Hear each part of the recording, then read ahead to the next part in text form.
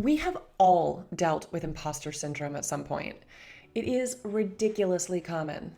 It's that feeling of doubt that we don't really know what we're doing, and everyone is going to realize it and realize we are a fraud. You might not even realize that it's imposter syndrome, but if there is anything in your life that you want to pursue, but you don't from fear or self doubt, that is imposter syndrome.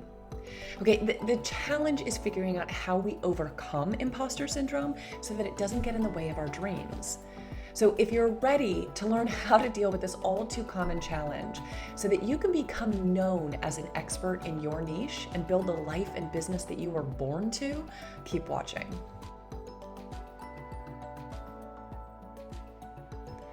I'm Casey Jones, and I'm a coach to entrepreneurs of all kinds. I empower them to harness the power of what makes them different, to build their authority as experts in their industry and create high growth businesses with impact.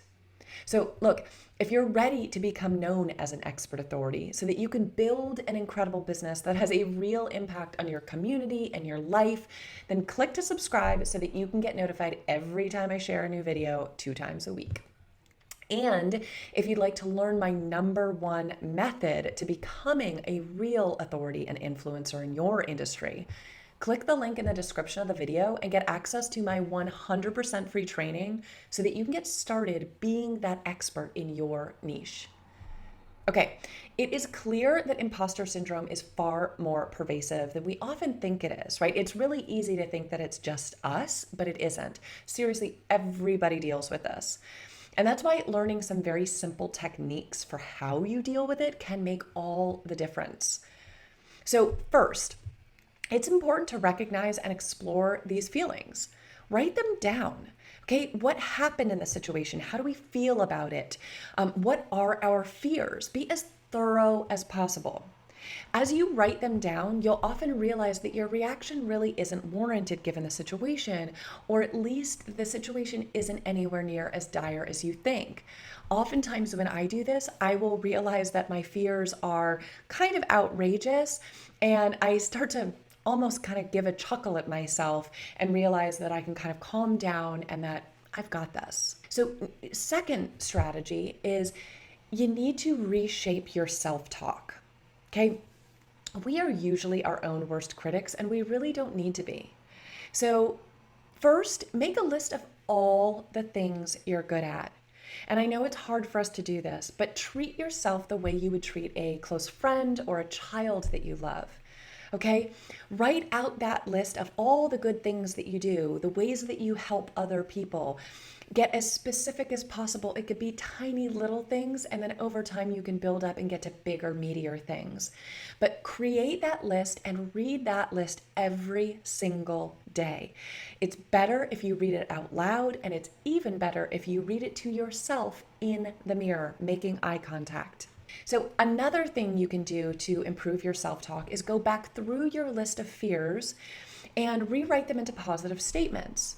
And turn those positive statements into affirmations that you read through every single morning and every evening. Okay, this can take time to work, but I promise you it's worth it. If you do this every day, within a few days or a few weeks, I guarantee you will start to feel more confident and more positive about yourself. Okay, the third strategy that's been super helpful for me is to push yourself. Okay, what I've learned is that when I'm really afraid to do something and I do it anyway, I pretty quickly realize it wasn't so scary in the first place, and the next time it becomes that much easier. So people are often surprised that I deal with imposter syndrome too, considering I create lots of online content and I do seem comfortable being vulnerable in public forums and sharing personal stories online. And I just want to be clear, I was not always this way. But being willing to consistently push myself, face my fears, and deal with my own discomfort has made all the difference. It makes me stronger over time, and it makes me more confident.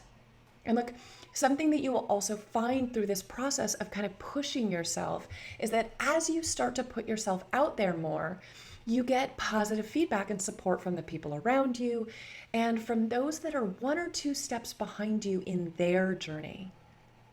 And that brings me to another trusted method of mine for overcoming imposter syndrome. Stop focusing on yourself. Okay? Instead, focus on helping others. Focus on giving. When you're driven to help others, you'll start forgetting your own fears. Being obsessed with your own fears and being caught in your own head, you're being self-centered. And when you start to apply your attention to what good you can do for others and how you can serve your community, your own fears, your own limitations will start to fall by the wayside, and you'll get the thanks and support from those that are helping. And that feels better than almost anything else. Okay, and the idea is not to become a people pleaser, not to do what everybody else wants you to do, but to add value to your community, to give to the people that you can serve, and do it in a way that makes you feel good. So if you'd like to learn the number one fastest way to become an expert in your niche, click the link in the description of this video and get access to my 100% free training so that you can start being that expert authority in your industry and start feeling really, really good about what you're doing and the kind of impact that you're having. And if you've enjoyed this video, please hit the button to subscribe, hit the bell to get notified every time I drop a new video, and share in the comments what about this video was most helpful to you.